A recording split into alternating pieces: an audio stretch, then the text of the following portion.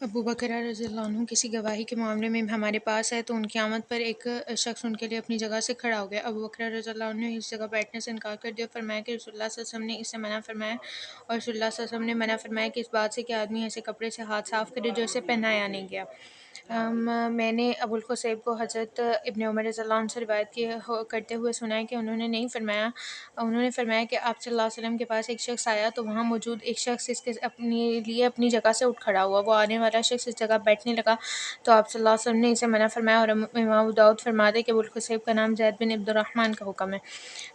رسول اللہ صلی اللہ علیہ وسلم نے فرمایا کہ وہ مومن جو قرآن پاک پڑھتا ہے اس کی مثال ترنج کی ہے، اس کی خوشبو بھی پاکیزہ ہے، اس کا ذائقہ بھی عمدہ ہے، اور وہ مومن جو قرآن کریم نہیں پڑھتا اس کی مثال کھجور کی سی ہے۔ اس کا ذائقہ تو عمدہ ہے لیکن اس کا کوئی خوشبو عمدہ نہیں، اس کی کوئی خوشبو عمدہ نہیں۔ اس فاسق فاجر آدمی کی مثال جو قرآن کریم پڑھتا ہے ریحانہ کی طرح ہے، اس کی خوشبو عمدہ ہوتی ہے لیکن اس کا ذائقہ کڑوا ہوتا ہے، اور فاجر آدمی جو قرآن کریم کی تلاوت نہیں کرتا اس کی مثال حنظلہ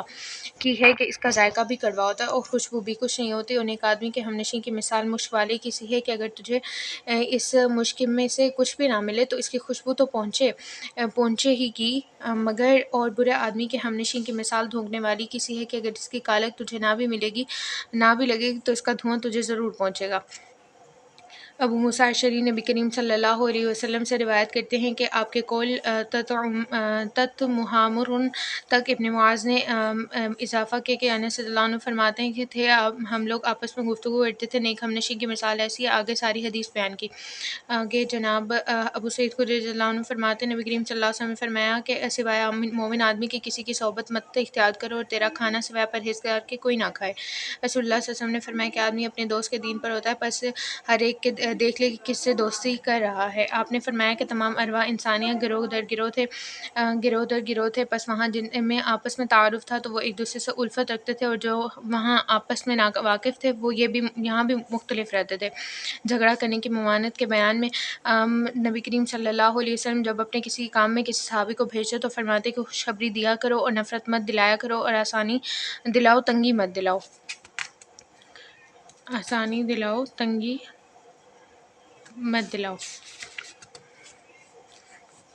مجھ سے میری دو دادیوں صفیہ اور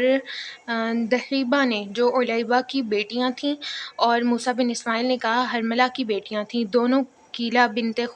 مخزمہ کی دادی تھیں، نے بیان کیا کہ انہیں قیلہ نے بتلایا کہ اس نے رسول اللہ صلی اللہ علیہ وسلم کو دیکھا، آپ کرفسا کی طرح بیٹھے تھے، پس جب میں نے آپ کو دیکھا تو آپ بہت زیادہ ڈرنے والے اور عاجزی برتنے والے تھے، تو خوف سے مجھے لرزہ طاری ہو گیا۔ ناپسندیدہ انداز نشست کا بیان اپنے والد شرید بن سوید سے روایت کرتے ہیں کہ ایک مرتبہ رسول اللہ صلی اللہ علیہ وسلم میرے پاس گزرے اور میں اس طرح بیٹھا تھا کہ میں نے اپنے بایاں ہاتھ اپنی پیٹھ پر رکھا اور اپنے ہاتھ کے انگوٹھے پر ٹیک لگائے بیٹھا تھا، تو آپ نے فرمایا کیا تو ان لوگوں کی طرح بیٹھتا ہے جس پر اللہ کا غضب ہوا۔ رسول اللہ صلی اللہ علیہ وسلم عشاء کی نماز سے قبل سونے سے منع فرماتے تھے اور عشاء کے بعد بے فائدہ غیر ضروری گفتگو سے منع فرماتے تھے۔ آلتی پالتی مار کر بیٹھنا، یعنی حضرت جابر بن سمرہ فرماتے ہیں کہ نبی کریم صلی اللہ علیہ وسلم عالم صلی اللہ علیہ وسلم فجر کی نماز کے بعد چار زانو ہو کر بیٹھ جاتے اپنی مجلس میں، اور خوب اچھی طرح سورج کے نکلنے تک بیٹھے رہتے۔ عبداللہ بن عباس فرماتے ہیں کہ نبی کریم صلی اللہ علیہ وسلم نے فرمایا دو آدمی اپنے تیسرے ساتھی کو چھوڑ کر سرگوشی نہ کریں کیونکہ یہ بات اسے رنجیدہ کر دے گی۔ رسول اللہ صلی اللہ علیہ وسلم نے اسی طرح فرمایا۔ ابو صالح کہتے ہیں کہ میں نے ابن عمر رضی اللہ عنہ سے کہا کہ اگر چار افراد ہوں تو کیا سرگوشی جائز ہوگی؟ انہوں نے فرمایا کہ پھر کوئی حرج نہیں، کیونکہ اس صورت میں وہ دو ہو جائیں گے۔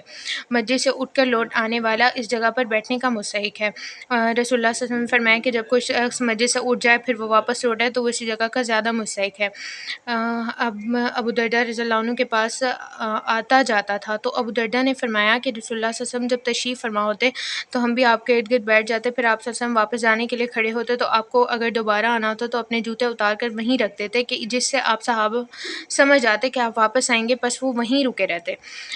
آدمی کا کسی وجہ سے بغیر اللہ کے ذکر کیے اٹھ جانا مکروہ ہے۔ ابو ہریرہ رضی اللہ عنہ فرماتے ہیں رسول اللہ صلی اللہ علیہ وسلم فرمایا کہ جو لوگ جو کسی مجلس میں بیٹھے اور وہاں سے اللہ تعالیٰ کا ایک مرتبہ بھی ذکر کیے بغیر اٹھ کھڑے ہوں تو گویا کہ وہ مردار گدھے کی طرح اٹھے اور وہ مجلس ان کے لیے باعث حسرت اور ندامت ہوگی۔ رسول اللہ صلی اللہ علیہ وسلم نے فرمایا کہ جس شخص کسی جگہ بیٹھے اور وہاں اللہ تعالیٰ کا ذکر نہ کرے تو مجلس اللہ کی طرف سے اس کے لیے ندامت ہوگی، اور جو شخص کہیں لیٹے اور وہاں اللہ کا ذکر نہ کرے تو اللہ تعالیٰ کی طرف سے اس کے لیے ندامت ہوگی۔ مجلس میں کیے ہوئے سگارہ کا کفارہ عبداللہ بن عمر بن عاص فرماتے ہیں چند کلمات ایسے ہیں کہ نہیں پڑھے گا کوئی بھی ان کلمات کو اپنی مجلس سے اٹھتے وقت 3 مرتبہ، مگر یہ کہ ان کلمات سے کفارہ ہو جائے گا اور یہ کلمات نیکی اور ذکر الہی کی مجلس میں کہے جائیں گے،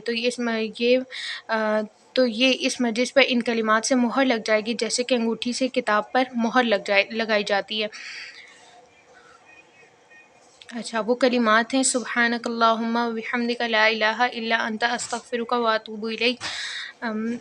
آگے حضرت ابو برزہ اسلمی فرماتے ہیں کہ نبی کریم صلی اللہ علیہ وسلم جب کسی مجلس سے کھڑے ہونے کا ارادہ فرماتے تو آخر میں یہ فرمایا کرتے سبحانک اللہم و بحمدک اشہد ان لا الہ الا انت استغفرک و اتوب الیک۔ ایک شخص نے عرض کیا، اے اللہ کے رسول، یہ کلمات جو آپ کہتے ہیں پہلے تو آپ نہیں کرتے تھے، آپ نے فرمایا کہ بے شک یہ کلمات مجلس میں جو کچھ گناہ وغیرہ ہوتے ہیں ان کا کفارہ ہے۔